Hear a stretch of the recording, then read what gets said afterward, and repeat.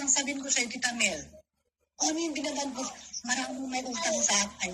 Hindi lang sa akin, no? May marami akong pinaparinggan ng mga mautang sa akin. Hindi lang dito out of self-made din, nasa musikahan. Hindi lang ikaw, bakit ka pumapalag? Ibig sabihin, guilty ka. Ngayon, kung ano mo, yung banat mo sa akin is about, no? Ay PH naman, ako magsasalta ngayon. Nung pinasok ninyo ako sa GC, ito na, ayaw kong magsasalta talaga nito eh. Ayaw din Mami Tigres.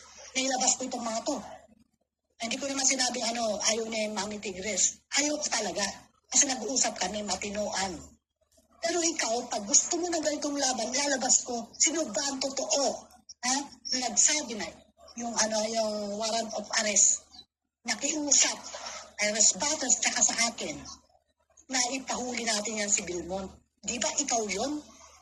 Ganto, huwag mo na akong anuhin, balik ka rin. Huwag ka magmamagaling dyan, Tita Mel. Harapan tayo, one-on-one.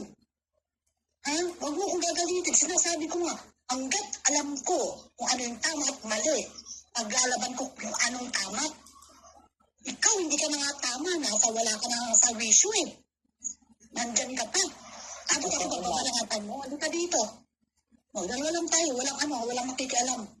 Yeah, Labasan tayo tawagin mo, tawagin mo, tawag dito, Jeno. Hindi kita pinapatulan eh. Sila ni Okay, Tita Mel, kung maririnig mo. Ikinig mo yan sa kabila yan. Huwag ganyan, huwag mo kung babalatan sa kabilaan ay hindi nila alam yung mga nangyayari. Dito tayo. Yung lang, pag may mali ka, tanggapin mo. Pag may mali at tanggapin ko, gano'n lang. Kung ano yung totoo, bahala na yung mga tao makikinig sa atin.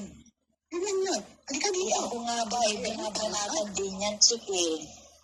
Wala naman akong ginagawang sa kanya.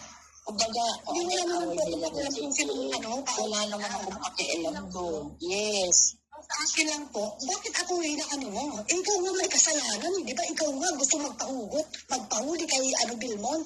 Pinigyan mo pa yung warrant of arrest. Nagkikusap ka sa akin, no? Ito na, sabihin ko na in public, ikaw, gusto mo, sungkitin si Bilmon.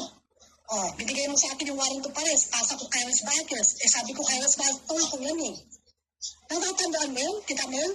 Sa GC natin, kinausap. Nandun din sila, nandun sila Pinero. Mami Tigres. Ito, tuloy-tuloy ako kasi consistent ako eh. Alam ko yung sinasabi ko. Ito, ikaw, gusto mo ipasungkit yan, di ba? Anong sinabi ko sa'yo? Wala kaming problema nito, PH. Ito, kakausapin ko sa Res Bikers, wala rin silang problema ni Res Bikers. Yun ang totoo. Nagalit ka?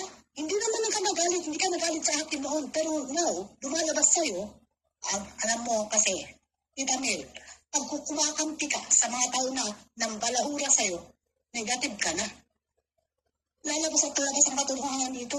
Ako hindi ako naglalabas totoo lang. Hindi ko kailangan ng mga SF kung ano-ano pa, pruweba.